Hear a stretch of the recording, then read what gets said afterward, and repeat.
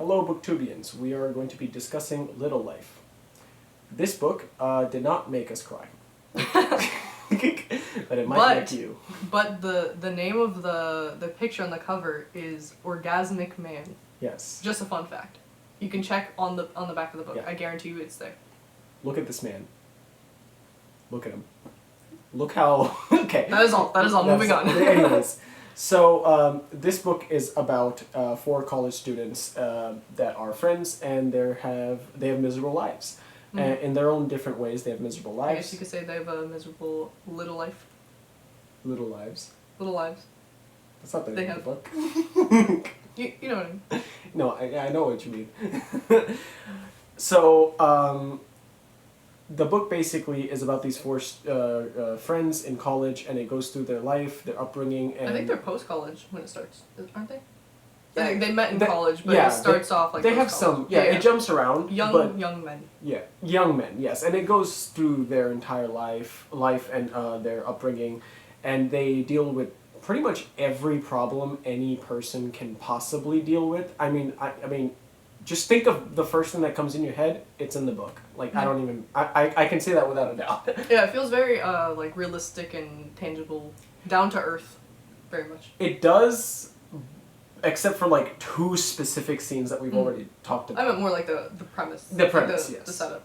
Yeah, they talk about their problems in a very human way. This is not a book that we would usually read. Like, this is very far out of our realm of, I guess, comfort. You know, it's not fantasy. It's just literary fiction. I read it specifically because I'm like, I need to find a book that will make me cry, to see if I would cry, like, while reading a book. And I didn't, but it did make me sad. And it was very vivid. Like, it just kind of draws you in. I mean, the back says remarkable, ... and it's 4 dots. An epic study of trauma and friendship. Epic study. I don't know. Epic study. I don't know if I would call it epic. People like to use the word epic for a lot of different things. They call Once Upon a Time in the West an epic spaghetti western. But it's so down to earth and like. Yeah, but I mean. A Little Life is epic. I wouldn't call this epic. Yes, but that's fair. Now I will say that this the strengths of this book are the character work, 100%. For sure, and the prose. Yes, the prose is very and the relationship building between the friends, the romantic interests, the parental figures, and even the worst villains you'll ever find, because they're so, you know. You can't compare them to someone like Sauron, because these people exist. You know, like, well, they don't actually exist. It's not a biography. It's like people like them exist, and it's... And they just feel like real people. Like, you feel like you would know them and see them on the street, and then you just get angry at them, because you see them walking by and they're happy, and you're like, this guy. You don't deserve to be happy. Yeah. You know? But then at the same time, the protagonists, or like even... and they're not pure. Like, they have their own flaws, obviously, but like if the 4 guys that we discussed are here around us, I could have a conversation with them as if I've known them for years. Yeah. Because that's how vividly you get to know them. It does favor 2 out of the 4 more than you would imagine.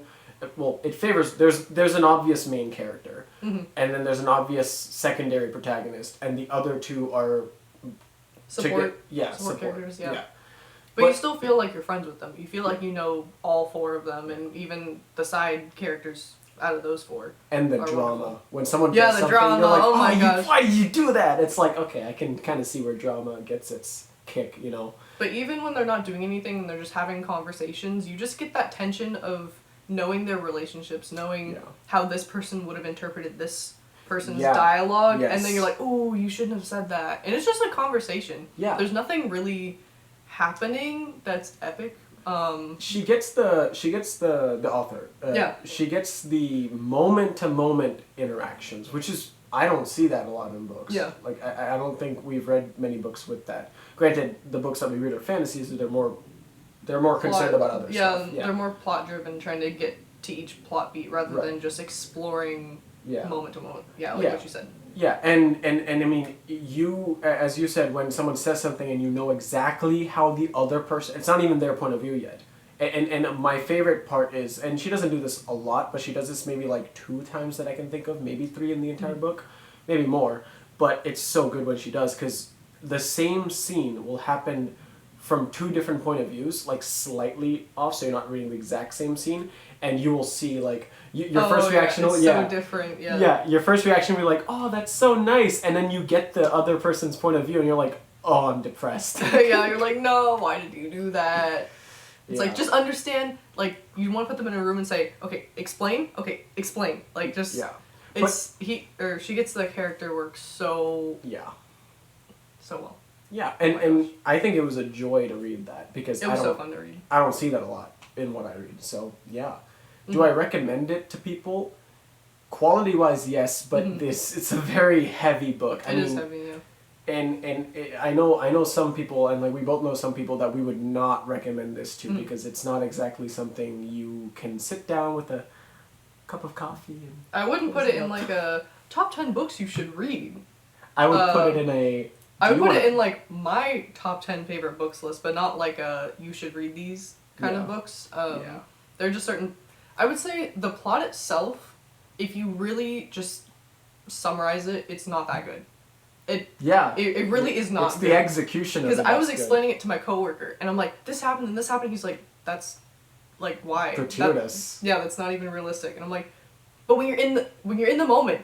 It's like a dream. Yeah, exactly. It's like explaining a nightmare. You had to be there. It was you good. had to have been there. And then I like think about it. I'm like, maybe not. But the writing style, character work, just the writing is amazing. I would say, if you're trying to study someone's prose, even if you just read the first half, Yeah, I mean, just honestly. to study it. Yeah. Or experience it. And I honestly, it's weird. It's like I get the weirdest sense of I mean, it is a big book. It's 800 pages, but I mean, we've read big books.